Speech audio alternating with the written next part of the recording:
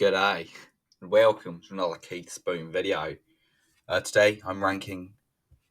Well, today is actually the first part in a two-parter of ranking the top 20 Australian Prime Ministers. Now, the reason there's 20 instead of the current 31, well, first of all, I don't tend to properly rank the current person.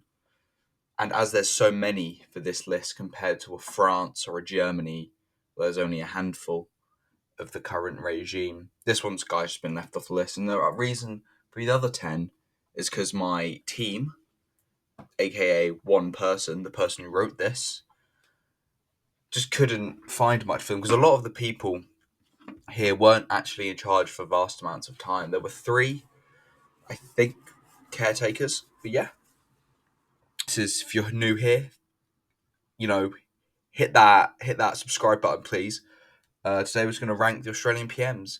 The voice, the Keith Spoon, the voice. I haven't written this list.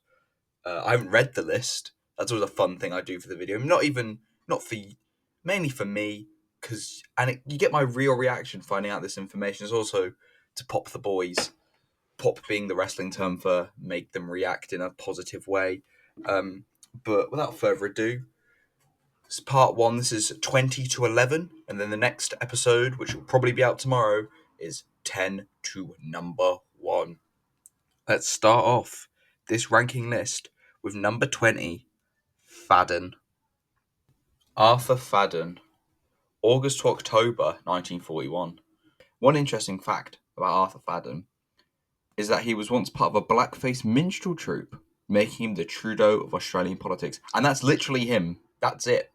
That's everything about number 20, Arthur Fadden. Now coming in at number 19, McEwen. John McEwen, December 1967 to January 1968. Now he was the interim Prime Minister following Holt's disappearance, and he was only the PM for a matter of weeks. He had bad dermatitis, and it was so bad that he would walk around Canberra with blood seeping out of his feet. He ended up in so much pain that he starved himself to death in the 1980s, and that's pretty much everything about him. Now coming in at number 18, we have Gorton. John Gorton from 1968 to 1971 is our number 18 spot, and he was an excellent character and slightly French in his lifestyle. He studied at Brasenose College, Oxford, and was captain of the rowing team. Perhaps could have saved Harold Holt. Gorton, in his later life, was contacted by the principal of Brasenose to tell him that he was being made an honorary fellow of the college, a very rare accolade. To which Gorton replied, "Is there any money in it?" Which is very French in nature. Good God, the note writer. Gorton is a war hero. He had been in the Air Force and had crashed into an island in Indonesia, and also had been a part of the air garrison looking after Singapore after Pearl Harbor. And when Singapore fell, they got evacuated, but their boats sunk, and he spent a day on a lifeboat surrounded by sharks. He gets picked up after narrowly avoiding death twice, and surgeons had to rebuild his face. He has scarring on his face for the rest of his life and returned to the Air Force, in which he crashed again, twice. Perhaps he should stick to trains. Elected as the new Liberal Party leader, he was very anti-communist, but also big on his identity, being that he is an ordinary bloke. He's very committed to the alliance with America and committed to the Vietnam War. He's been invited to go to the US Embassy to talk to the US ambassador, but he had been drinking heavily, and his aide says to him, "Come on, mate, we need to go to the US Embassy." To which he responds, I'll just have another. They all got bundled into the PM's car and then went to the embassy.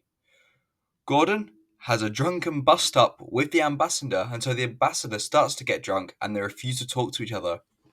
Gorton's attention is solely on his younger aide, however, so she tells her brother about it. Her brother reports that, "To him, our troops are being killed in Vietnam, and here's the PM and ambassador getting pissed and refusing to talk to one another. It certainly seems to me that PM's priority that night was being with my sister."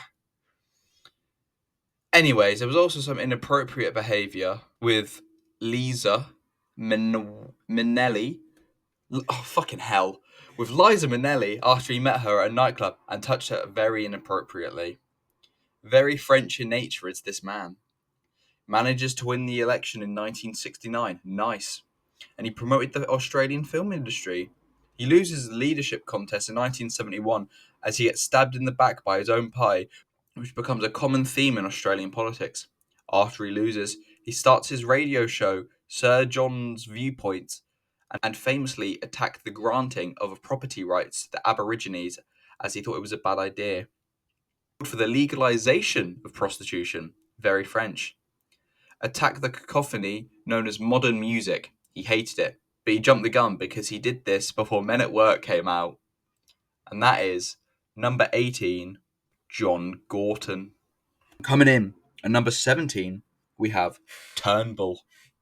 Malcolm Turnbull, 2015 to 2018. He was the second Aussie PM to go to Brasenose College, Oxford. He was the PM of Australia at the same time as David Cameron was the PM of UK, who also went to Brasenose College.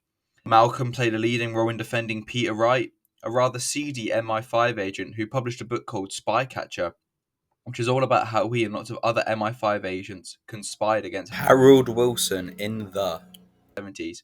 He's also a very prominent Republican. PM for 3 years, then gets himself knifed by Scott Morrison. Coming in at number 16, Morrison. Scott Morrison, 2018 to 2022. He looks like a man who works at a garden centre. He knocked a child over while he was playing football for a PR stunt, and he did a bojo, this prick. He also pooed himself at McDonald's. That's funny. Furthermore, he was campaigning and stood on a man's front garden, and the owner came out and said, "Get off my lawn, mate." He's a big gaff man. Biggest gaff is arguably when there was a devastating bushfires in Australia and all the koalas and animals are dying, and he's sunning it up in Hawaii. What a bellend. He did have a good COVID experience though, as he locked the country down quickly and rolled out vaccinations quickly, keeping Australia's death rate significantly lower than the rest of the world. Finally, he thinks that trolls on social media are literally emanations of the devil, and that is number 16, Scott Morrison. Fun fact, a band I like called The Chats wrote a little song about how much they hate him. Hey, Merry fucking Christmas. This one's called I Hope Scott's House Burns Down. Well, there's nothing wrong with the holiday, unless you got a job to do. And it takes a lot of nerve to just fuck off when the whole country's counting on you. And I've heard all your lies and excuses, heard all your thoughts and prayers. 2 firefighters dead and 1,000 homes lost. Well, I don't think Scotty cares. He's a dipwit, dipshit, dropkick clown. That's why I hope Scott's house burns down. Coming in at number 15, we have Fraser.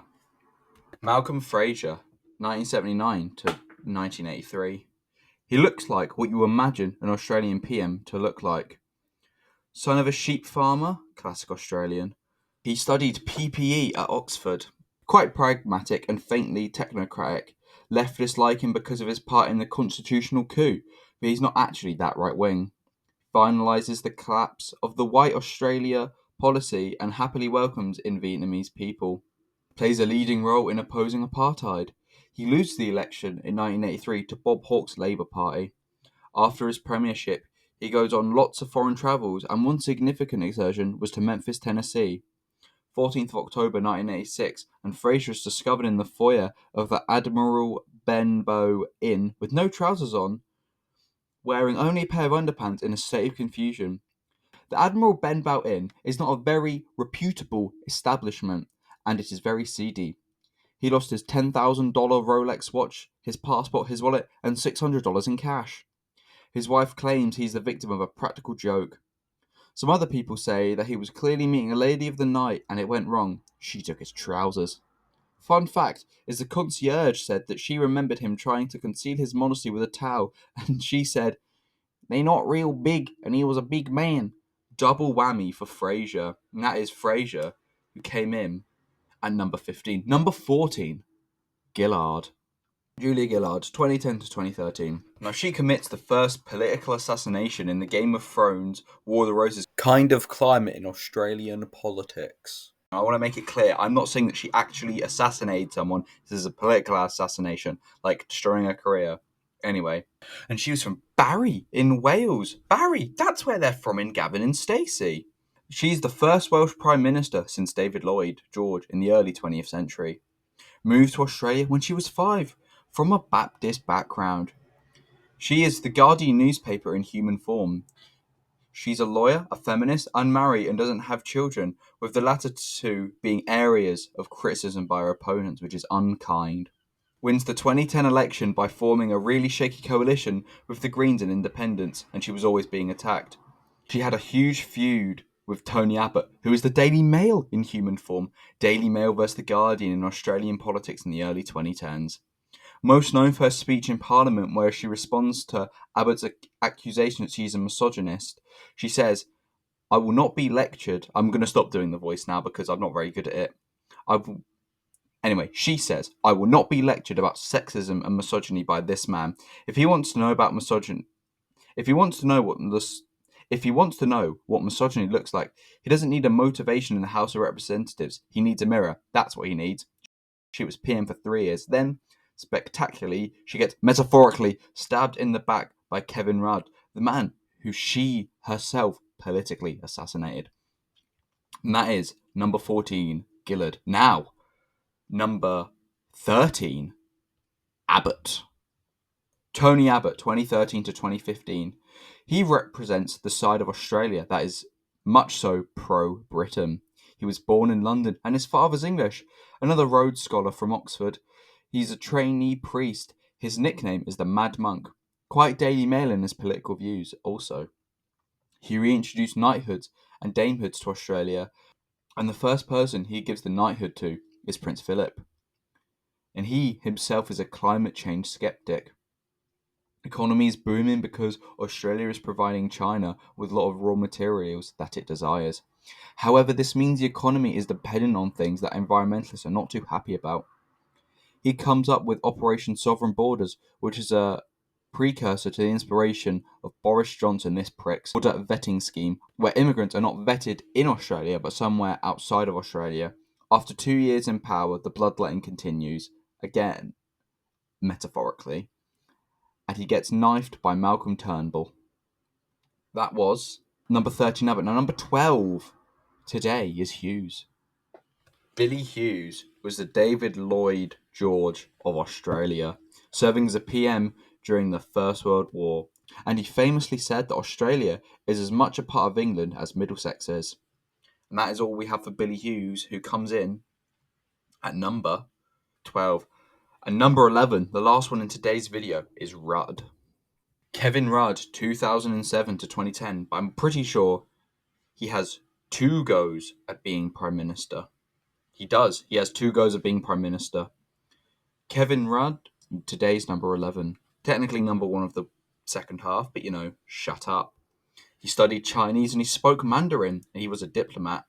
Negotiates the GFC 2008 very well, and Australia ends out relatively untouched by it. Rudd brings in a stimulation package, and Oz avoids a recession, and he gets stabbed in the back by his deputy, Julia Gillard. Hung Parliament in 2010, and he lost the election. And then makes a political comeback this is in his second term, makes a political comeback by assassinating Gillard. That's all he does. Only does 3 months, as then he's defeated by Tony Abbott.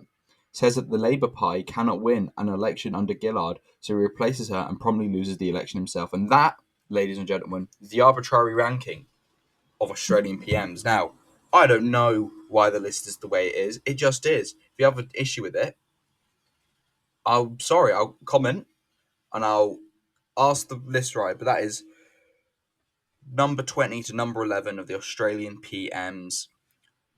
Quick little roll call here. We've got Fadden, McEwen, Gorton, Turnbull, Morrison, Fraser, Gillard, Abbott, Hughes, and Rudd. See you tomorrow with the countdown from 10 to 1 of the Australian Prime Ministers. I've been Keith Spoon. This video has been made in association with this lovely man, and I'll see you in the next one. Goodbye.